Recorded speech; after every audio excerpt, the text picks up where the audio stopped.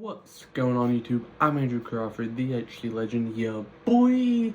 The GOAT, not the GOAT, but I like a GOAT. Close enough, am I right? I think I'm right. And today on the channel, I will be talking about returns.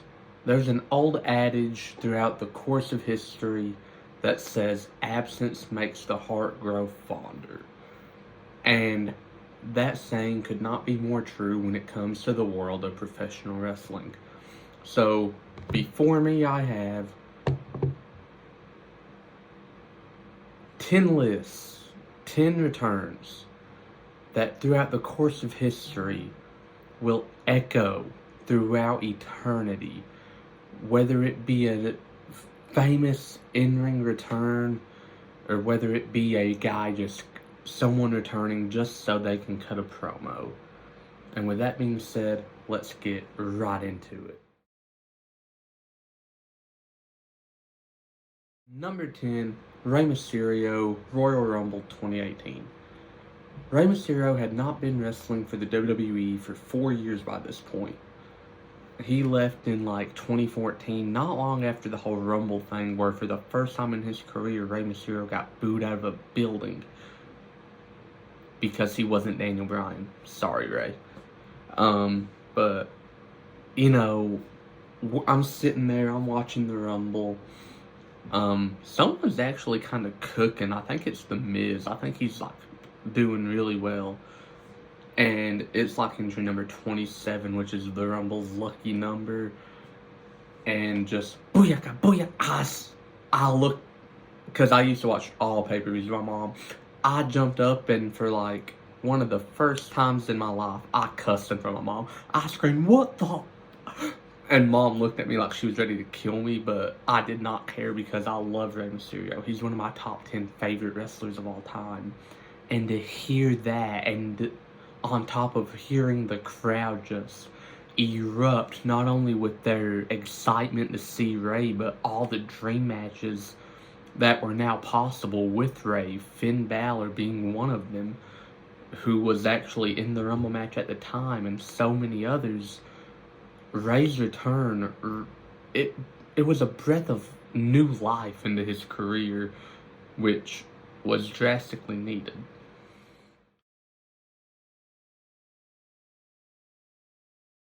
Number 9, Drew McIntyre, 2018. Suffering from the same fate as Rey Mysterio, got released in 2014. He went on the Indies, got jacked and killed it, found out his character, found out who he was as a wrestler, came back in 2018, won the NXT title, went to the main roster, won the tag titles with Ziggler, and then won the 2020 Rumble. And all of this coming 11 years after Vince McMahon dubbed this man the Chosen One. You know, Drew's return had an impact on me as a fan because Drew had that talent.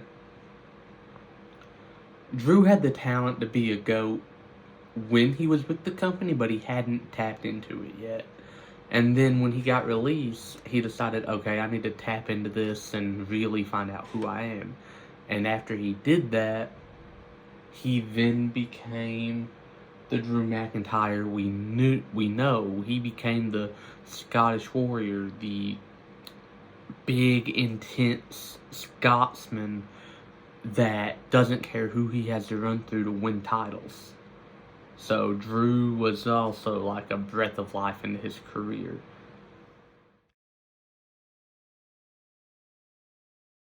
Number 8, The Shield as a faction in 2017.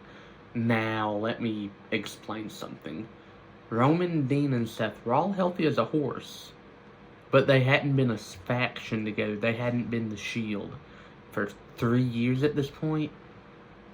And then, you know, Roman got in a feud with The Miz. The Bar was feuding with Seth and Dean as a tag champs. And, you know, all 3 of them started ganging up on all of them. And, you know, one night on Raw, Miz is out there talking smack with the Miztourage and the Bar. And, you know, Roman comes out. And then Seth comes out, and the second you heard that motorcycle engine at the beginning of Mox's theme in WWE hit, it was just an electric feeling of, oh, we're doing this. And they did it so well for the next few months, especially that 6-man tag with the New Day and the Shield is one of my favorite 6-man tags of all time. And it's because it was literally two of the most dominant factions of not the modern era, and maybe even of all time, going at it. And it was a great match, and it was all brought to us by this return, not up from injury, but this return to their brotherhood they had.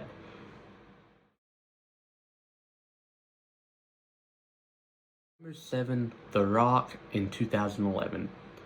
During the road to WrestleMania, it was announced that there would be a WrestleMania host once again.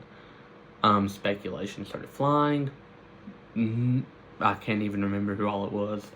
Actually, no, I do remember one of them was supposed to be like, I think, very young Justin Bieber.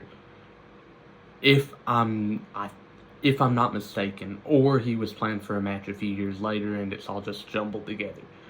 But this Rock return, it was my first time of my life truly experiencing what The Rock's following was. You know, as a pro wrestler. And, you know, I'm sitting there, I'm like, who's the guest host gonna be? And the lights kind of start flickering. I'm like, oh, it's The Undertaker? And then the blue light, and I'm like, okay, no, it's not. If you smell, I said, oh. And this led to The Rock and Cena stuff, which was terrific. I think everything The Rock and Cena did was great, except their second match. We don't talk about that. And if I ever made a worse list, probably would actually. But this Rock return, while it's not the most impactful on my life and on my fandom, it does give me that appreciation for The Rock that I lacked. If that makes sense. Number 6, Seth Rollins at Money in the Bank 2016. No. Extreme Rules 2016. Forgive me. So AJ and Roman had a banger, absolutely terrific Extreme Rules match. And while Roman was celebrating, after being sidelined November to like June, so December, January, for 7 months with a torn ACL, MCL, and meniscus all in the same knee, Seth Rollins came out after the match, no music, no nothing, pedigrees Roman because he was using the pedigree as a finisher at this time, and picked up the title he never lost, looked at it, leading to the Seth and Roman match at Money in the Bank, which is the best match of Roman's career pre-Tribal Chief era. And I'll die on that hill.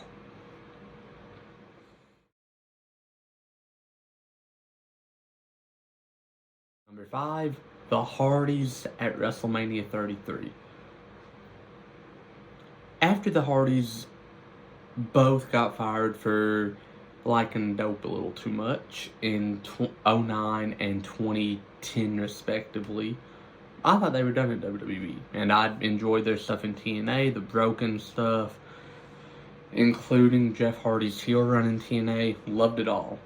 So I'm sitting there getting ready to watch this triple threat ladder match at WrestleMania with Enzo and Cass, Gallows and Anderson, and The Bar, and the New Day's music hits, and they come out like, it is our duty as WrestleMania hosts to inform you that there has been one more team added to this match. And so New Day's music, you know, New Day kind of sold it like it's gonna be them, so no big.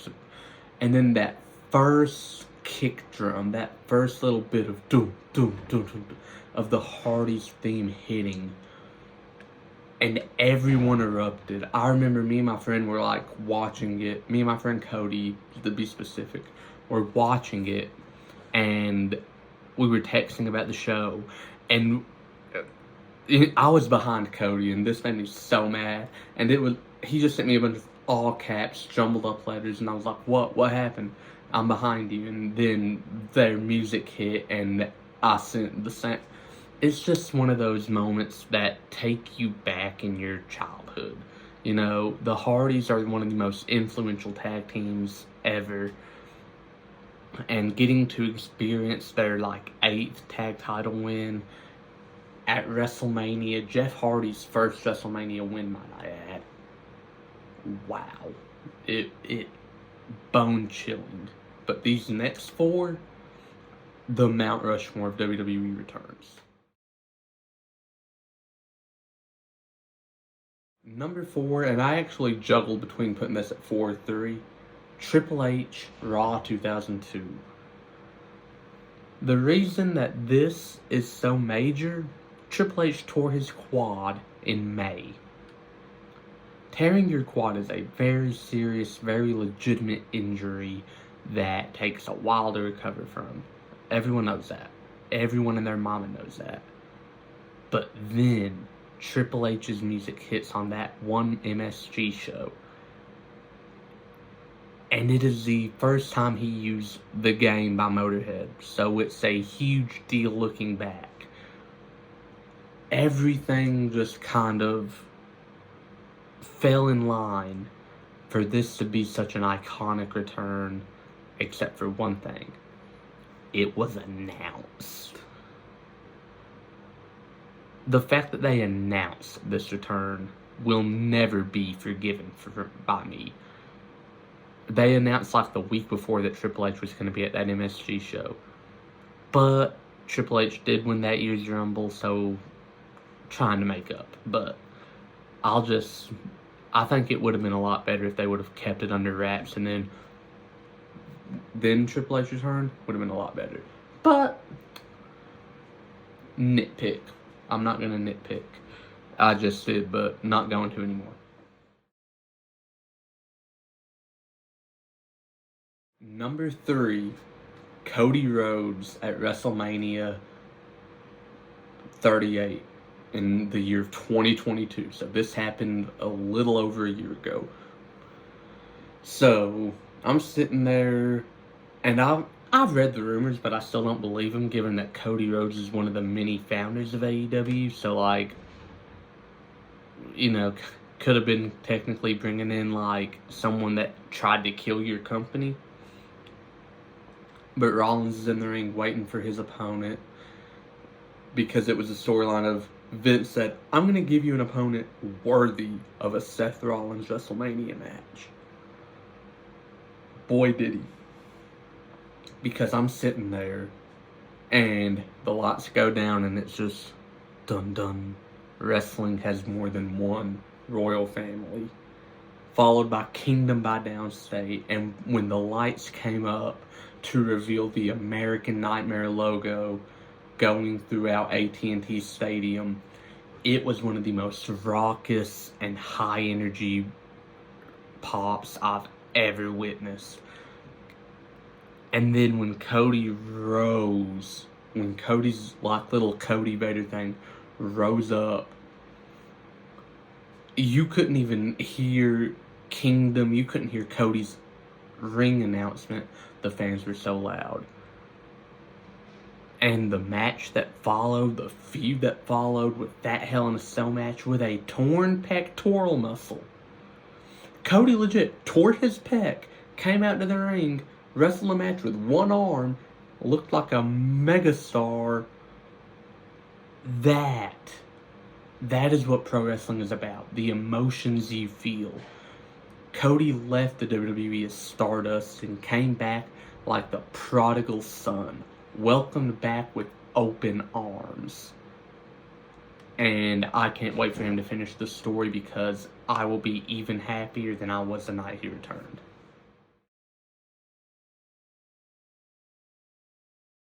Number 2, Royal Rumble 08, John Cena.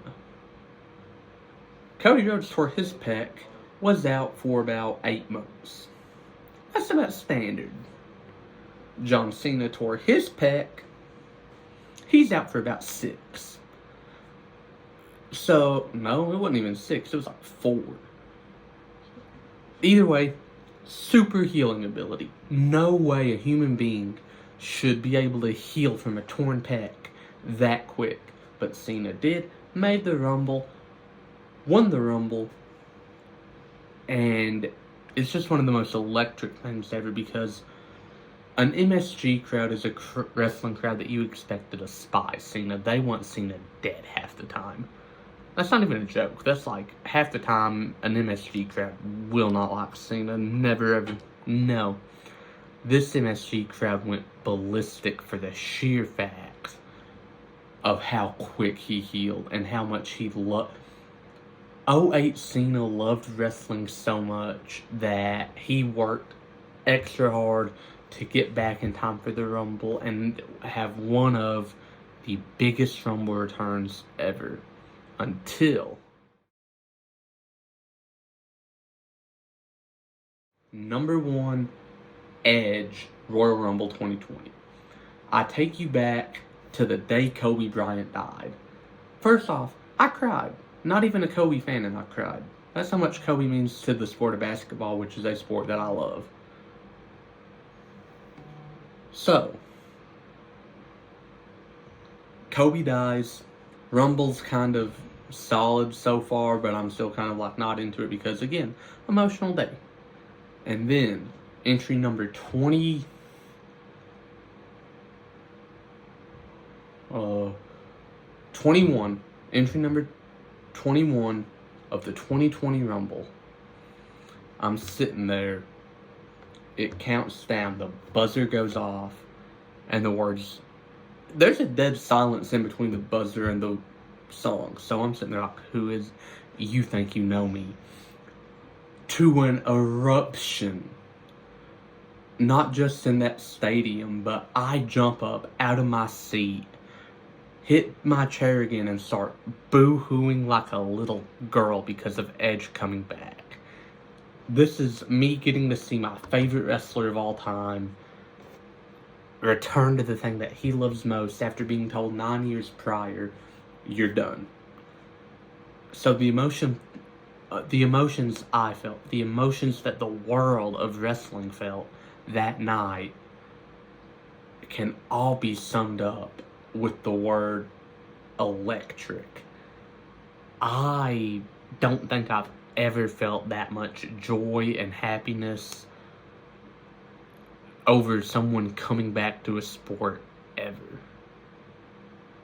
Yeah, ever. And that's the video. Did you like it? Did you love it? Did you hate it? Tell me about it in the comments below. Don't forget to like, share, and subscribe. And stay tuned because next week I will be continuing my top 100 wrestlers of all time countdown. I've slacked off on it. Got kind of lazy. Oh well. But I will get back to that. And with that being said, I'm Andrew Crawford, and unlike John Cena, I can see you, and I will see you very soon.